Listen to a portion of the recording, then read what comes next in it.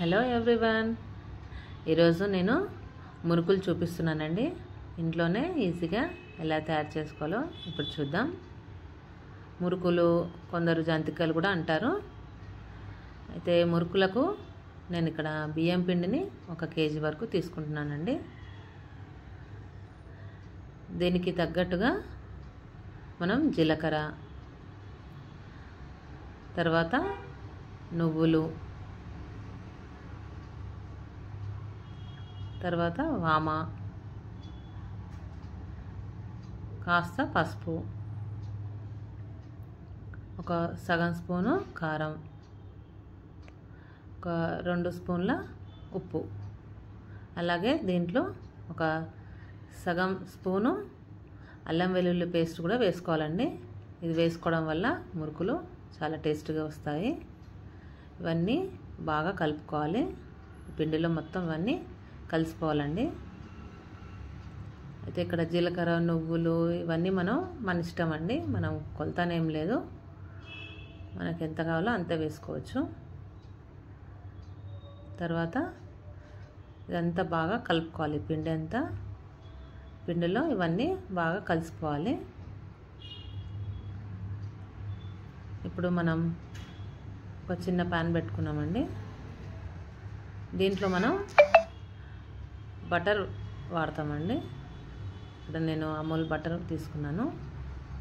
ఒక 50 గ్రామ్స్ వరకు వేసుకుంటున్నానండి. ప్యాన్ బాగానే హీట్ ఎక్కింది.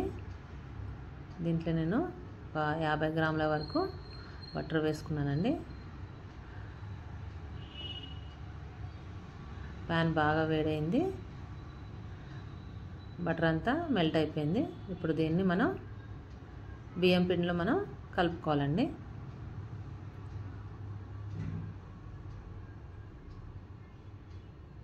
బటర్ వేయడం వల్ల మురుకులు అనేది మంచిగా గుల్లగా వస్తాయి. ఇదంతా ఒకసారి మనం స్పూన్తో కలుపుకోండి, కొంచెం వేడిగా ఉంటుంది కదా.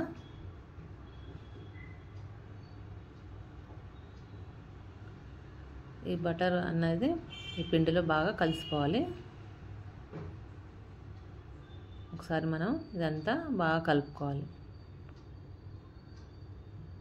తర్వాత మనం దీనికి తగినట్టుగా వాటర్ కలుపుకోవాలండి. నీళ్ళు పోసుకొని మంచిగా ఒక పిండి ముద్దలాగా కలుపుకోవాలి.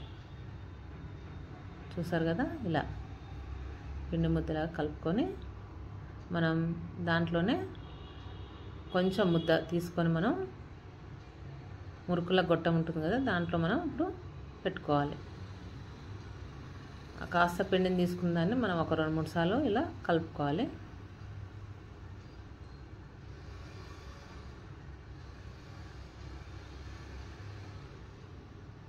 ఈ మురుకుల గొట్టానికి మనం కాస్త నూనె అప్లై చేసుకొని లోపల తర్వాత ఈ పిండిని మనం పెట్టుకోవాలి. దాంట్లో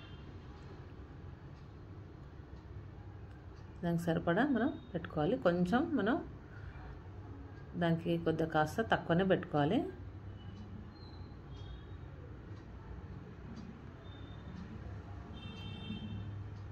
సింపుల్గానేనండి, ఇంట్లోనే చాలా తక్కువ ఇంగ్రీడియంట్స్ తోటే చేసుకోవచ్చు. ఇలా చేసి పెడితే పిల్లలు చాలా ఇష్టంగా తింటారు. సాయంత్రం వాళ్ళకు స్నాక్స్ కానీ అట్లా మనం వేరే చేసే బదులు ఇలా చేసి పెట్టుకుంటే మనకు కొన్ని రోజుల వరకు వస్తాయి. ఇప్పుడు నేను కడాయిలో నూనె పోసుకొని అది వేడయ్యాక నేను మురుకులు వేసుకుంటున్నాను. ముందుగా నురుగ వస్తుంది. ఆ నురుగంతా తగ్గిన తర్వాత మనం తిప్పుకోవాలి.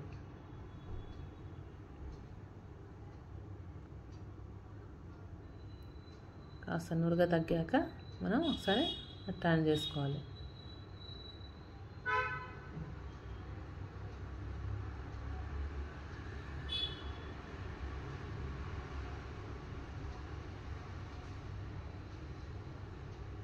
ఈ వైపు కూడా మనం మంచిగా ఫ్రై చేసుకోవాలి.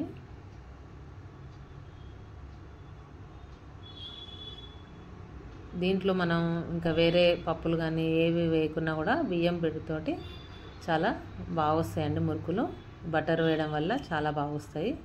అందరూ ట్రై చేయండి ఒకసారి.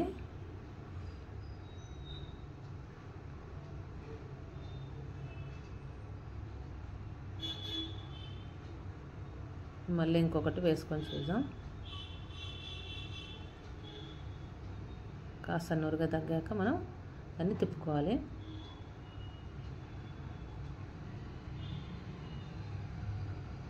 చాలా సింపుల్గానండి చేసుకోవచ్చు.